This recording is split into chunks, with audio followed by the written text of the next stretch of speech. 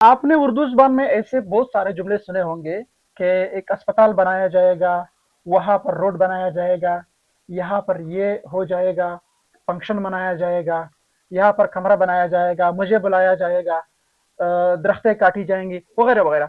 तो ये है पास्ट इंडेफिनिट टेंस के पैसिव वॉइस वाले जुमले। वो जुमले जिनका सब ये जो परफॉर्मर है वो मालूम ना हो, उस वक़्त हम फिर डायरेक्ट पैसिव वॉइस का इस्तेमाल करते हैं फ्यूचर इंडेफिनिट टेंस का।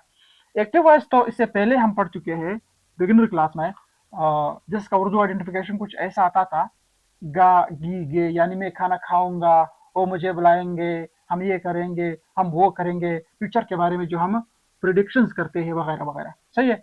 इसमें एक दूसरी जो चीज है वो है हेल्पिंग वर्ब।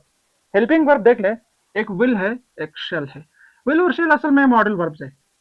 क्या कौन से वर्ब है? मॉडल वर्ब्स है। मॉडल वर्ब्स है, लेकिन यहाँ पर जो है बतौर हेल्पिंग वर्ब्स इस्तेमाल होते हैं। जैसे कि डू, डू और डिड, डन। डू मतलब ये मेन वर्ब भी है और समटाइम्स बतौर हेल्पिंग वर्ब का काम भी करता है। विल जो है आप सबके साथ इस्तेमाल कर सकते हो मॉडर्न इंग्लिश में, जबकि शेल का इस्तेमाल जो है इतना ज़्यादा नहीं किया जाता है। लेकिन फिर भी रिटर्न इंग्लिश में खासकर हम ख्याल करेंगे जब हम कोई एप्लीकेशन वगैरह लिखते हैं, आई और वी के साथ शेल का इस्तेमाल करेंगे। अ, ये जो आपका वर्ब है, ये वाहिद टेंस है जिसमें फर्स्ट फॉर्म इस्तेमाल होता है। फर्स्ट फॉर्म यानी वी वन इस्तेमाल होता है इस टेंस में। ये फर्स्ट फॉर्म, ये वाहिद वर्ब है जिसमें ए टू जेड जुमलों में फर्स्ट फॉर्म इस्तेमाल होता है। पैसे वाइज की तरफ आएंगे, उर्दू आइडेंटिफिकेशन जाएगा, जाएगी, जाएंगे, जाऊंगा, वगैरह वगैरह। हेल्पिंग वर्ब्स विल बी और shall be, future continuous tense के हेल्पिंग वर्ब इसमें इस्तेमाल करते हैं। फ्यूचर कंटिन्यूअस टेंस खुद चेंज होता नहीं है। वी थ्री का इस्तेमाल करते हैं और साथ साथ में बाई का इस्तेमाल करेंगे इनडायरेक्ट पैसिव वॉइस में। इनडायरेक्ट पैसिव वॉइस का मतलब ये है कि यहाँ पर अगर जुमला आया हो, उसका सब्जेक्ट मालूम हो, जब हम उसको चेंज करेंगे पैसिव में, तो उस वक्त फिर हम बाई का इस्तेमाल कर सकते हैं, अदरवाइज वी कैंट। और जुमलों की तरफ आएंगे आखिर में। देख ले, दे विल कॉल मी, वो मुझे बुलाएंगे, दे विल कॉल मी। जबकि पैसिव वॉइस में हम किस तरह इसको कहेंगे कि I will be called by them, मुझे उनके जरिए से बुलाया जाएगा, या मैं बुलाया जाऊंगा, वगैरह वगैरह। ऐसे तो दो तीन तरीके हैं उर्दू जुबान में। आई जो था वो वहां पर ऑब्जेक्ट था, लेकिन यहाँ पर हमने शुरू में लगाया। सही है। आखिर में अगर आ जाए तो ऑब्जेक्टिव केस, अगर शुरू में आ जाए तो सब्जेक्टिव केस का इस्तेमाल करेंगे। और हेल्पिंग वर्ब यहाँ पर विल है, वहां पर विल बी का इस्तेमाल करेंगे। यहाँ पर फर्स्ट फॉर्म, वहां पर थर्ड फॉर्म का इस्तेमाल करेंगे, और साथ साथ में बाई का इस्तेमाल भी किया। और जो दे था वो दे में तब्दील हो गया। I will be called by them, मुझे उनके जरिए से बुलाया जाएगा।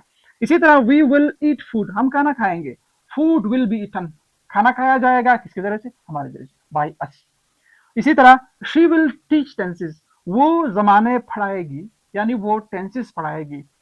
अगर समटाइम्स अगर शी ना आ जाए तो हम इसको डायरेक्ट कैसे बोल सकते हैं कि tenses will be thought, tenses will be thought, यानी जमाने पढ़ाए जाएंगे। कोई टीचर फर्क करे मालूम ना हो तो उस वक्त हम फिर ये इस तरह कह सकते हैं।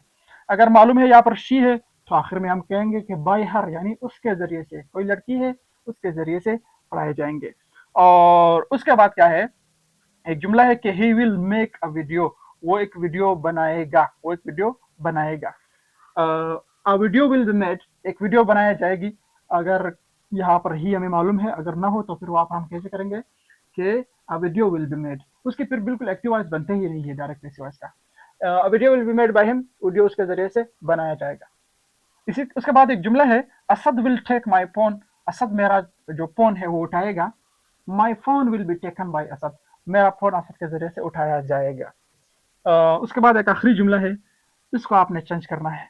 He will turn on TV, वो टीवी ओपन करेगा या ऑन करेगा। ठीक है, टर्न ऑन या ओपन, टीवी को खोलेगा। इस जुमले को आप कमेंट में जरूर लिखिए अगर आपने इस वीडियो को आखिर तक देखा है।